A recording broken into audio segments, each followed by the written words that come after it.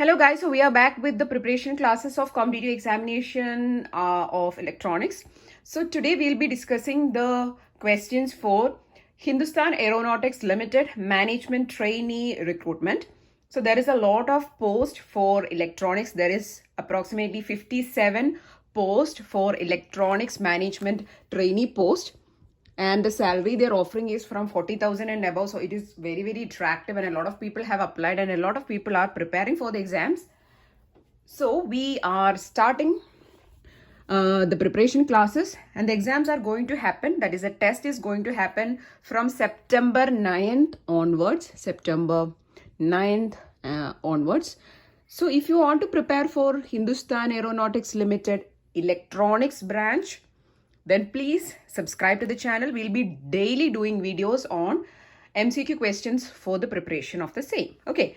Now, if you don't know about the exam pattern, let me just tell you, there is 160 questions totally, and all the questions are MCQ based. Total question number is 160, and all questions are MCQ questions. And every question is having 1 mark for your correct answer, and there is no negative marking. Now this total 160 question is divided into 3 parts. So this is for the people who are not aware about the exam pattern. Okay, there is part 1 with 20 questions, and part 2 with 40 questions, and part 3 with 100 questions. Okay, and this 100 questions is from your electronics subject related questions. 100 questions will be there. 40 questions is English and reasoning based. 20 questions is general awareness. So everything you have to prepare for the exam basically. Okay, so total 160 questions and 1 mark for every correct answer. Okay, so this is going to be the exam pattern. If you don't know about the exam pattern, this one is the exam pattern. Now let us have a look on the questions without any delay. So that is what basically we are doing here in these videos. One more thing I want to mention is the syllabus of this 100 questions, that is your subject related questions, is GATE syllabus. So whatever you are studying for GATE, all those subjects and syllabus you have to follow. One more thing, the questions is not going to be that tough. It is going to be medium to easy. So don't worry. Okay. So let us start with the questions. In today's video, we'll be seeing some electronic measurement related questions. You can already see the question on the board. Basically, we'll be doing some questions on electronic measurements and some other subjects. And all these questions I'll be answering, and you can note down if you are interested in learning. Okay, so the first question is, what is the difference between an ammeter and a voltmeter? So if you don't know what is an ammeter, it is an instrument used to measure current, and voltmeter, just like the symbol of volt, it is for voltage. So it is used for measuring voltage. So the difference between voltmeter and ammeter. Okay, so voltmeter is used for measuring of voltage. It is used for measuring of voltage. Okay, and this is for measuring of current. Okay, now here voltmeter has high resistance, and current meter or ammeter, it has low resistance. Okay, just know these things. These are the basic difference between voltmeter and ammeter. The main difference is coming in the measurement for whatever parameter it is measuring. Voltmeter is used for measuring of voltage, and ammeter is used for measuring current. And which one has a high resistance? Voltmeter. And why, we will discuss, but just know voltmeter has high resistance, ammeter has low resistance. That is the first question. Okay, let us move forward with the next question. Next, we are going to see the next 2 questions. The first question is, I have written on the top, why ammeter has low resistance. Okay, so whenever we are using some measuring instruments, our aim is to make the current flow or the power consumption and the the voltage flow through that device, that is a measuring instrument, less as possible. We want to concentrate more of our current, the voltage and the power, everything on the load. Like for whichever circuit we are measuring that voltage or current, maximum current should flow through that. So for this purpose, we are going to make the resistance high and low. Okay, so why ammeter should have low resistance? That is the first question. Now, why ammeter has low resistance? Because whenever we are measuring current, ammeter is used for measuring current, right? So whenever you are using an ammeter, this is an ammeter. Ammeter is always placed in series with the load. So this is the load, and ammeter is always placed in series with the load. So if ammeter has high resistance, what happens? If ammeter has high resistance, means the power of the ammeter and the voltage drop across the ammeter will be high, right? So in order to keep the power consumption and the voltage drop across the ammeter to be low, we are keeping the resistance of ammeter low.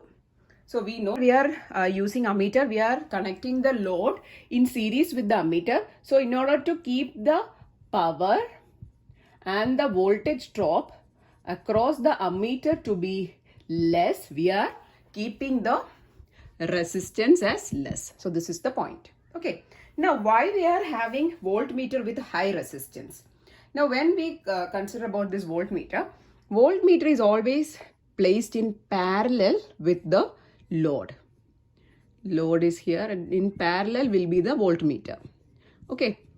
So when we are connecting the voltmeter in parallel, you know, here the current flow through the voltmeter should be less. Okay, so when current is coming like this, current will, in a parallel connection, current will get braked, right? Like this and like this, right? So in order to keep the current flow through the voltmeter as less, so if this branch should have less current, means the resistance should be high, right? For this branch, the resistance should be high, or else current will flow maximum through this voltmeter only. Current will be flowing less through this load. So in order to have the current less through the voltmeter, we are keeping the voltmeter branch resistance high. So basically the resistance of voltmeter will be high. So if you are having some difficulty in understanding this, at least try to understand that voltmeters have high resistance and ammeters have less resistance. These type of questions you can face a lot in these type of competitive examinations. Okay.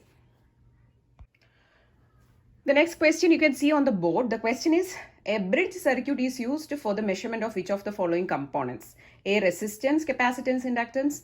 D. Diode, triode, thyristor. C. Transistor, thermistor, antenna. D. LED, op-amp, transducer.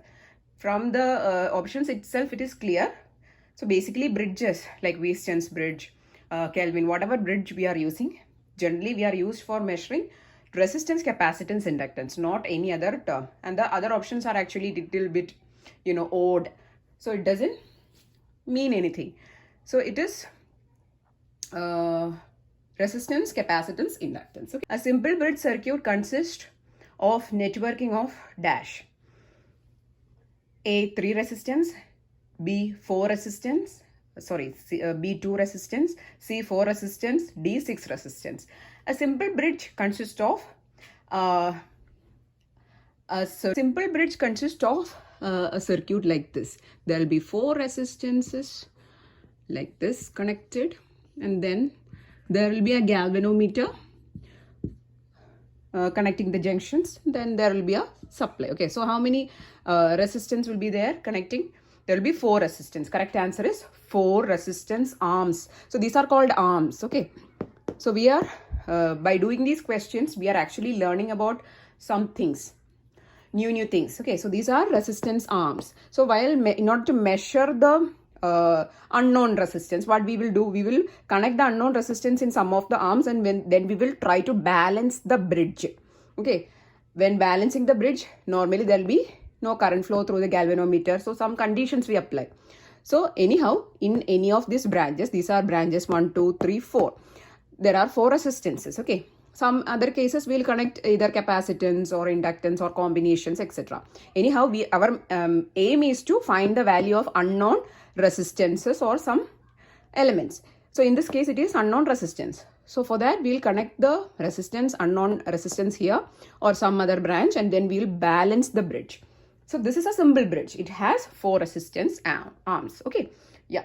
So that is all about today's video. We have seen some basic questions from electric measurement, because electronic measurements and instrumentation, it is a very important subject when it comes to these kind of competitive examinations, especially Hindustan Aeronautics Limited. So please follow with us, follow with the channel, and you will get very useful questions. Okay. There is a lot of formula revision videos in our playlist. I'll mention that playlist in the description. Please have a look on the playlist. It is for all the important subjects. I have made quick videos on important formulas. Okay, please have a look on that videos. It is definitely going to be useful. So that's all for today's video. Please subscribe to the channel. Thanks for watching. Keep on watching.